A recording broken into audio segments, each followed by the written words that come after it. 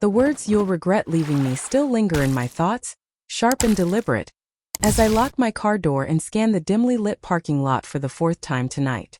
Those weren't just words hurled in a moment of anger. They were a vow, one she's been meticulously upholding for the past 2 months. I should have recognized the signs long before they escalated into this relentless campaign, but love, or what I thought was love, has a way of blinding you to the truth.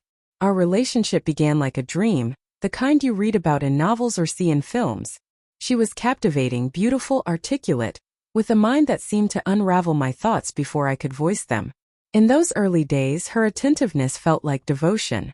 She'd remember the smallest details about my life, anticipate my needs, and make me feel like I'd finally found someone who understood me completely. But beneath that polished exterior, something darker was brewing, something I was too enchanted to notice. The first warning came 6 months in, subtle but unmistakable. I canceled a dinner date to help a friend move. A small thing I thought easily rescheduled. Her reaction was anything but small. For 3 days she vanished into silence, ignoring my calls and texts. When she finally reemerged, her apologies were laced with a cold edge, and I soon discovered my friend's social media accounts had been bombarded with anonymous messages calling him disloyal, a betrayer. I confronted her, my voice steady but uncertain.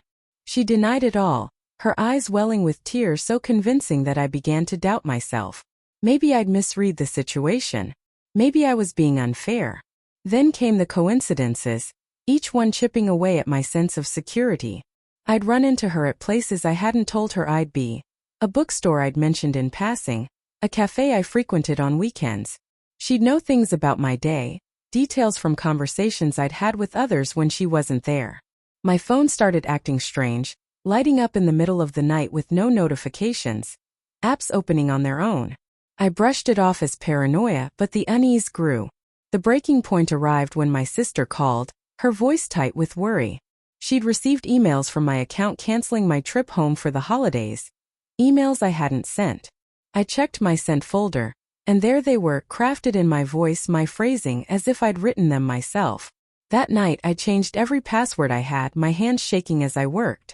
Later, in the dim glow of my bedroom, I watched as she unlocked my phone while she thought I was asleep, her fingers moving with practiced ease. The next morning I confronted her, my voice calm despite the storm inside me. "I know what you've been doing," I said, packing a bag with only what I needed. Her transformation was instantaneous. The warmth I'd once loved vanished, replaced by something raw and unfiltered. "You think you can just walk away?" she spat, stepping into the doorway to block my path. "After everything I've done for you? No one will ever know you like I do. No one will ever care enough to keep track of you like I do." "That's not love," I replied, brushing past her. "That's control." Her face twisted with fury, then smoothed into a chilling calm that unnerved me more than her anger. "You'll regret leaving me," she said, her voice steady, certain. "I'll make sure of it." I left that day, renting a new apartment across town, hoping distance would sever her hold. For a week life felt normal again. I reconnected with friends I'd drifted from during our relationship, realizing only then how isolated I'd become. The relief was intoxicating, until the first text arrived from an unknown number. "Blue looks good on you today." I was wearing a blue jacket, sitting in a coffee shop miles from her neighborhood. I scanned the room, my pulse quickening, but saw no sign of her. An hour later, another message. "You shouldn't trust him. He talks about you when you're not around." I was at lunch with a coworker, discussing a promotion I was up for. The messages grew more frequent, more precise, referencing private conversations, details only someone with access to my life could know. I changed my number and the text stopped, but then came the small, unsettling signs in my apartment. A book moved slightly out of place, the faint scent of her perfume on a couch cushion, the unshakable feeling of being watched as I lay in bed. One night I found a tiny camera hidden in my bathroom light fixture, its lens glinting in the dark. That's when I understood. Her promise wasn't empty. My silence, my attempts to ignore her, weren't deterring her. They were fueling her. In her mind, this was still a relationship, my refusal to engage just another move in her game. 2 weeks after the breakup, her tactics escalated into something more insidious. My boss called confused, asking why I'd requested a week off for a mental health crisis. I hadn't sent any such email, but there it was in my sent folder, timestamped at 3 a.m. while I slept. The IT department confirmed unauthorized access to my account, reset everything, and advised me to check my devices for tampering. That night, I found a keylogger on my laptop, small, professional, nearly invisible. The next day, friends reached out, concerned about messages from my social media accounts claiming I was spiraling, paranoid, fabricating stories about an ex stalking me. She wasn't just watching me. She was rewriting my life, convincing those closest to me that I was the one unraveling. At the grocery store, I felt eyes on me. Glancing up, I saw her slip around a corner. I abandoned my cart and hurried to my car, only to spot hers parked nearby. The pattern repeated: at the gym, the bank, a restaurant I'd chosen specifically because it was unfamiliar. The most disturbing moment came when I returned home to find every framed photo in my apartment turned face down, even ones tucked inside drawers. Nothing else was touched, no signs of forced entry, just that deliberate silent message. I'm here and you can't escape me. I installed a security system, cameras, motion sensors, reinforced locks. The technician found 2 more hidden cameras in my apartment, one aimed at my bed, another at my desk. The police took a report but said without proof of her installing them, their hands were tied.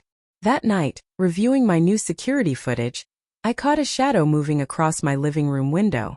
Slowing the video, I saw her standing across the street, staring at my apartment for hours, unblinking, unhidden. I showed the police, who spoke to her. She claimed she was visiting a friend in my building and got lost, her voice dripping with concern for my struggles post-breakup.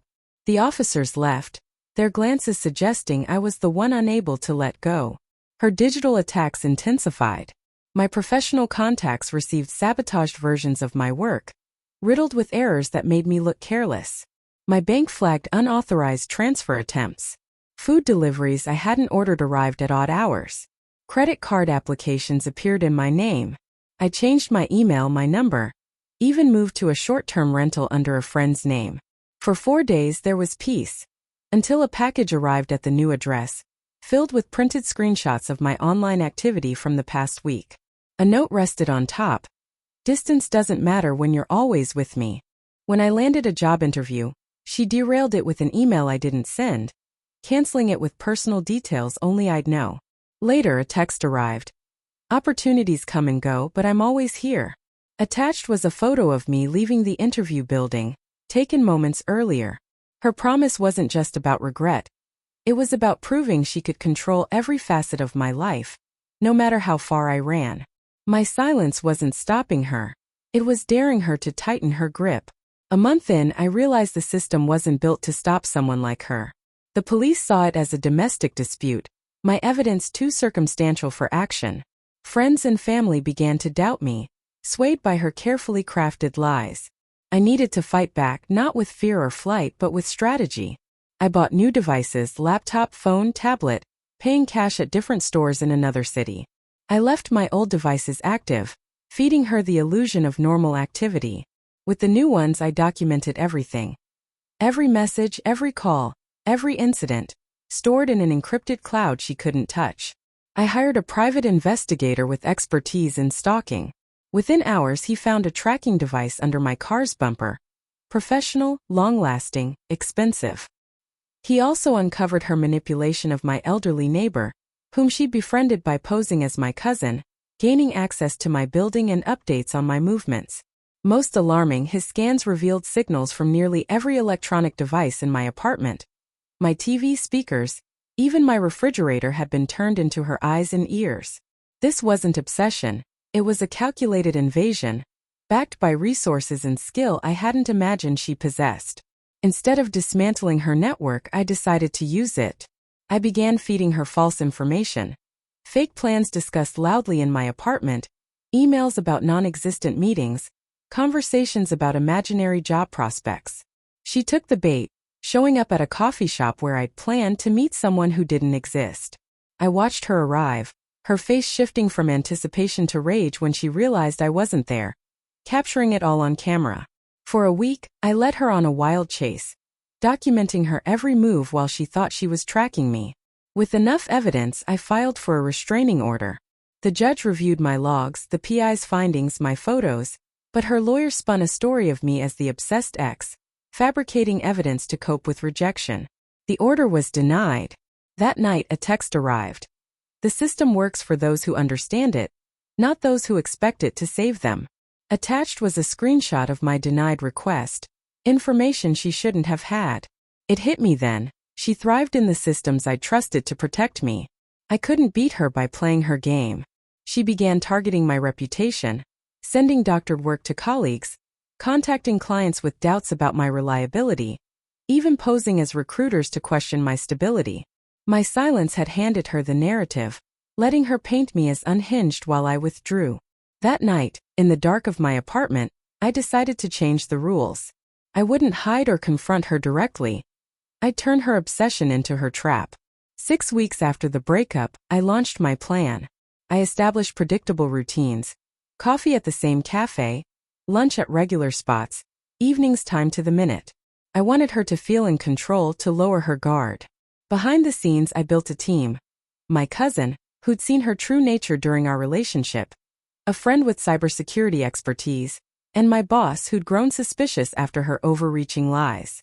My friend set up secure communication channels, burner phones, encrypted apps, assuming everything else was compromised. We left her surveillance intact, preparing to flood it with a single lie. When a real job offer came, I staged a loud call in my apartment, gushing about an interview at a specific time and place, hinting I'd accept the job on the spot. The morning of the interview, I followed my routine, letting her see me prepare. She followed me to the building, a real address, but the company wasn't there. I entered, took an elevator to a dead-end floor, and slipped out a service exit where my cousin waited in an untraceable car. By the time she realized I'd vanished, I was at my real meeting with my company's legal team, HR, and my boss. The lawyers had documented her interference, fake emails, client sabotage, corporate impersonation, and were filing for a corporate restraining order, far stronger than my personal attempt. Meanwhile, my friend triggered a program on my compromised devices, sending a mass email from a new account. Someone has been impersonating me, spreading lies about my mental health. I've been gathering evidence.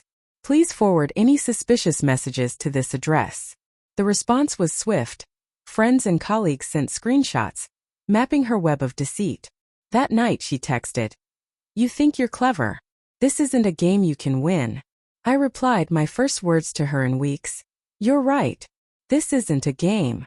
She thought she'd won my attention, but I'd set a trap. Her escalation was inevitable, and I was ready to catch her. 7 weeks in, her desperation peaked. My honeypot accounts logged her attempts to hack my bank, contact my family, even dig into my distant past.